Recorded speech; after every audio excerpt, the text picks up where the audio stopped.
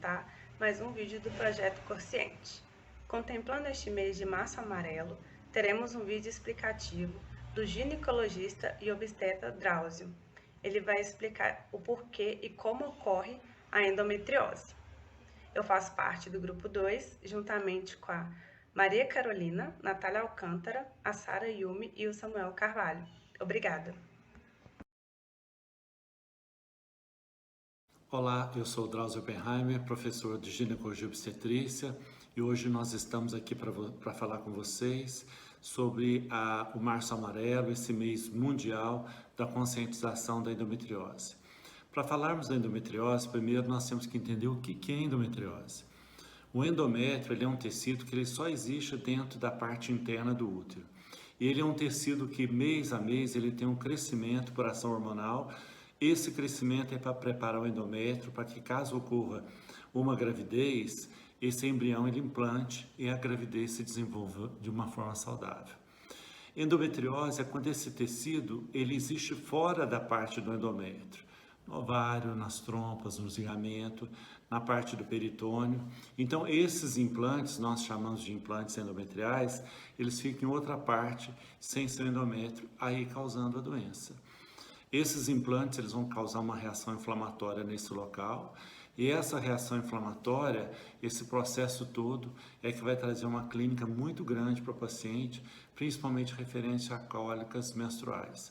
Então, os sintomas da gente poder dizer da endometriose, o principal sintoma seria a dismenorreia, que é a cólica menstrual, que é um processo progressivo, ele é um processo evolutivo, porque infelizmente a endometriose é uma doença crônica, então se o paciente não tem um diagnóstico, não tem um tratamento, esse processo todo ele vai ser de uma forma evolutiva.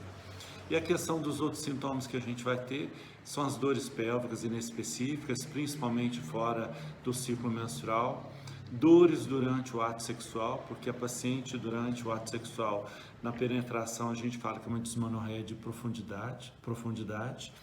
Então, isso é uma das causas também dos sintomas da endometriose. E a gente vai ter dentro de um processo mais avançado, lesões intestinais, lesões na parte do sistema urinário, alterações intestinais e também alterações urinárias que podem estar concomitante a todo esse processo. Como eu disse para vocês, a endometriose é uma doença crônica, ela é uma doença progressiva, se a gente não faz um tratamento para a gente tentar fazer esse bloqueio, ela também pode levar à infertilidade. O processo da infertilidade, não toda paciente que tem endometriose não vai poder engravidar espontaneamente, mas nós sabemos que as pacientes que têm endometriose, elas têm 5 vezes mais dificuldade para engravidar do que as pacientes sem endometriose. O porquê vai ocorrer isso?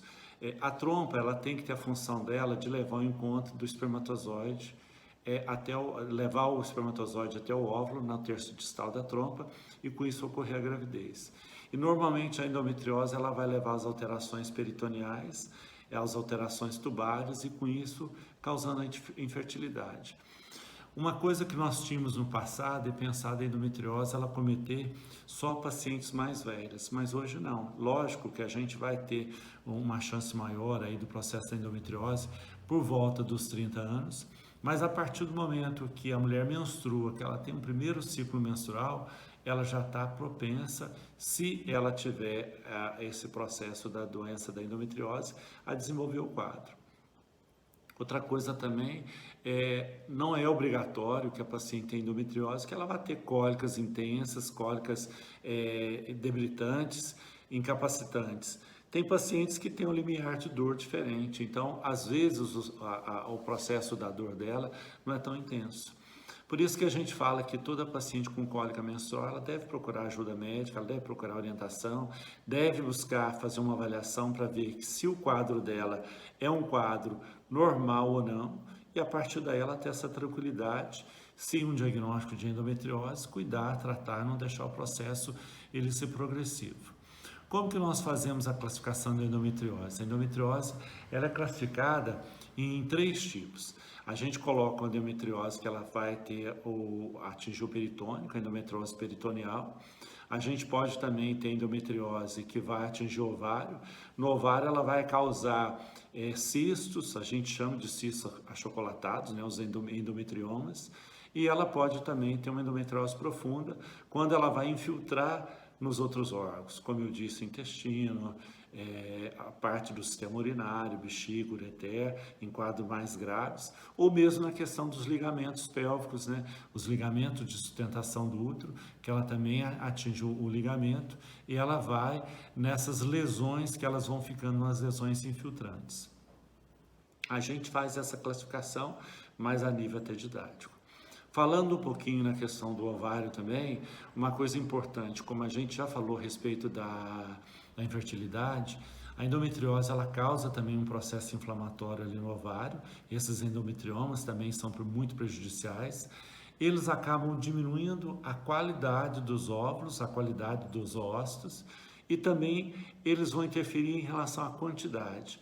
Então isso é um outro fator também, que a gente sabe que a paciente que tem endometriose, ela vai ter uma predisposição à perda da quantidade e da qualidade dos ossos dela, nisso de um processo progressivo evolutivo. Então, quando a gente dá um diagnóstico de endometriose, que a gente conversa com o paciente, a gente é muito sincero em dizer à paciente que se ela não tem filhos, ela programar a questão da gravidez o mais precoce possível, porque a gente não sabe como que o organismo dela vai reagir, como que vai ser esse processo evolutivo da endometriose, tá certo? A endometriose também, ela pode ser classificada em estágios. A gente tem um estágio leve, né, uma endometriose mínima, depois um estágio leve, moderado ou grave. Isso também é uma outra classificação que alguns autores, né, algumas sociedades, ela faz a classificação da endometriose. Agora vocês podem me perguntar assim, mas como que surge a endometriose? Por que vem a endometriose? A endometriose, ela está relacionada a múltiplos fatores. Nós não temos ainda uma causa específica que a gente possa dizer que aquilo é o que vai desenvolver a endometriose. A gente fala que a gente tem fatores que se associam e com isso predispor a questão da endometriose. Por exemplo, uma menarca muito cedo, a paciente ela começou a menstruar muito cedo, isso pode ser uma causa, um fator de agravante do surgimento da endometriose. Quando a paciente ela tem ciclos menstruais muito curtos, então o fluxo menstrual muito grande, algumas malformações uterinas, uma gravidez mais tardia, o paciente que nunca engravidou. E a gente tem também que pensar muito na questão da gênese da endometriose. Como que vai surgir, então, a endometriose? Nós temos a questão da gente pensar de ser uma questão de refluxo. O que vem a ser o refluxo? Então, quando a paciente ela vai ficar menstruada, o sangue ele tem que fluir da parte do útero, pelo canal cervical, pelo colo uterino e exteriorizar pela vagina, que é a menstruação. Então existe a teoria retrógrada que esse sangue, ao invés dele sair pela parte da vagina, ele reflui um pouco pelas tubas uterinas e com isso levando essas células endometriais, que poderiam se chamar de implantes, em outros tecidos.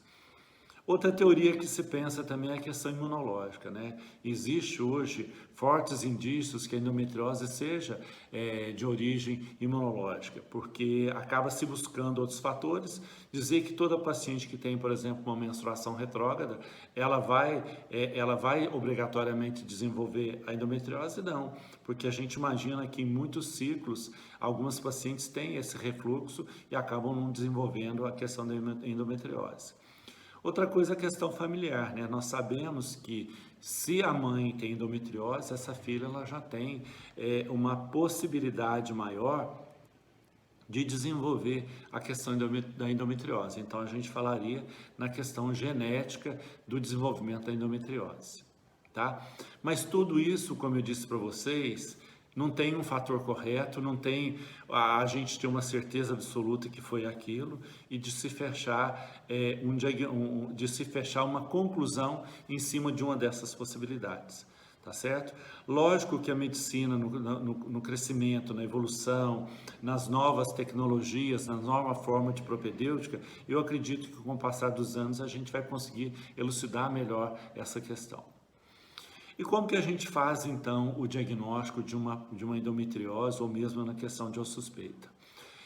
Principalmente o que a gente tem que levar é a questão do quadro clínico da paciente, né? Então, a paciente, ela chega para a gente fazer um exame ginecológico e ela traz essa história de cólica menstrual incapacitante, uma cólica menstrual debilitante, dores intensas. Então, a gente já começa a fazer a suspeita do processo do diagnóstico de endometriose. A partir daí, nós fazemos o exame físico da paciente que tem esses implantes, como eu disse para vocês, nos ligamentos, na parte de ovário, na parte peritoneal. O ginecologista, ele tem, dentro da habilidade dele do exame ginecológico, ter a percepção dessas alterações, dele pensar na endometriose. Útero mais fixo, dificuldade de mobilização, dores intensas na hora do toque, tá certo? Isso tudo a gente vai ter suposições, a gente vai lançar a mão, então, de alguns exames, né? A gente vai lançar a mão de uma propedêutica que vão nos auxiliar. Um exame que pode ser pedido, mas hoje ele não tem mais um embasamento científico muito grande, é um exame de sangue que chama CA-125.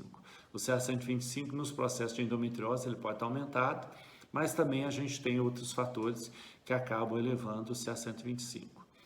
Outra coisa é a gente pedir um ultrassom para essa paciente, um ultrassom transvaginal com preparo intestinal. Então, nesse ultrassom transvaginal com preparo intestinal, o ultrassonografista ele vai ver ali imagens, ele vai ver ali suposições de lesões endometrióticas na área pélvica da paciente. Ligamentos, ovários, se tiver os endometriomas, fica muito mais fácil de ser avaliado, diagnosticado, tá certo?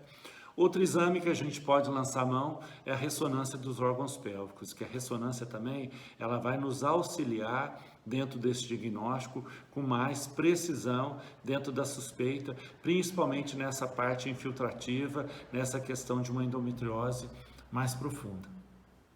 E por último, às vezes a gente lança a mão de se realizar a videolaparoscopia, que é um procedimento tanto para diagnóstico, para a gente ter a certeza da paciente ter endometriose ou não, quanto para tratamento. Mas nós lançamos mão da videolaparoscopia quando a gente tem casos mais graves de dor, que você tem realmente que fazer um procedimento cirúrgico, porque a videolaparoscopia é um procedimento cirúrgico. Com isso, você vai tentar melhorar a qualidade de vida do paciente, que é uma coisa muito importante, porque a paciente com dor, ela tem uma qualidade de vida muito ruim, isso faz um estrago, isso atrapalha muito o dia a dia da paciente em trabalho, em estudos, então isso até na questão psicológica, a paciente com endometriose, ela tem muitas alterações, que é muito importante a gente buscar um tratamento para a gente melhorar a qualidade de vida. Então, a videolaparoscopia, em algumas situações, a gente pode lançar a mão dela, né? É importante vocês saberem que ela faz parte tanto para diagnóstico quanto para questão também de tratamento. E a partir daí, então, que eu tenho já um diagnóstico da endometriose, o que eu vou fazer com essa paciente? Eu vou lançar a mão, então, de um tratamento para ela, né? Como a gente sabe que a endometriose, esse tecido endometrial, ele tem uma capacidade de proliferação mês a mês, essa proliferação também ela vai ter dentro de alguns lugares, igual eu falei para vocês, né? Ovário, trompa, ligamentos, peritônio, que ela vai ali se infiltrando. Então, esse hormônio que faz a proliferação, a gente faz um tratamento para fazer um bloqueio dele. Então, um dos principais tratamentos que nós temos é a gente fazer o bloqueio hormonal da paciente e a gente fazer o bloqueio da menstruação. Com isso, a paciente ela não vai ter esse quadro todo dessas dores, porque ela não vai ter o sangramento. Então, a gente tem um arsenal grande de medicamentos à base da progesterona, contraceptivos orais de uso contínuo também, a gente lança a mão deles, né? Existem medicamentos injetáveis, existem medicamentos mais complexos que a gente pode lançar a mão. Então a gente começa o tratamento de uma forma mais simples, da gente observar como que o organismo da paciente vai reagir e a partir daí às vezes a gente vai lançando mão de tratamentos mais complexos se a gente não teve um resultado adequado com um tratamento mais simples. Então, o que a gente busca, o que a gente quer é a gente fazer um bloqueio desse estímulo hormonal e através desse bloqueio a gente fazer com que a doença ela não progrida, que essa doença ela fique parada, ela fique estagnada. Então, como eu disse para vocês, a endometriose é uma doença crônica. A gente, infelizmente, não tem um tratamento específico que a gente vai lá, dê esse remédio para o paciente e fale assim para o paciente: olha, você está livre da doença, esqueça disso. A gente vai ter esse processo mais de uma melhora acentuada, principalmente quando a paciente faz a menopausa, né? Por quê? A menopausa ela deixa de ter um estímulo hormonal e a partir do momento que ela não tem mais esse estímulo hormonal, ela vai acabar mesmo esses implantes, esse processo de crescimento do tecido endometrial, ele vai atrofiando e no final das contas não se tem mais esse processo todo.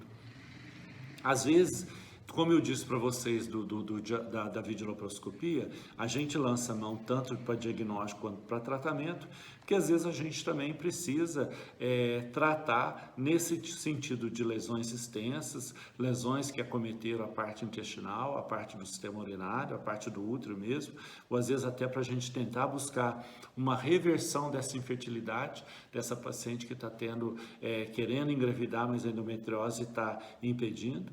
Então, dependendo do caso, às vezes é indicado também a videolaparoscopia para fazer o tratamento, tá certo?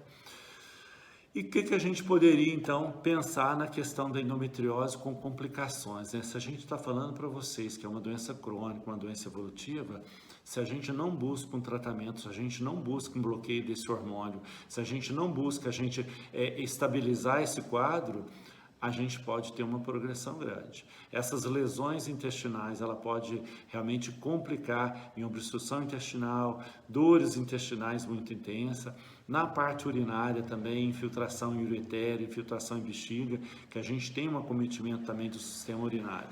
Então, assim, o processo, além dessa questão da dor, que é uma dor debilitante para essa paciente, eu posso ter complicações físicas mais graves, mais intensas.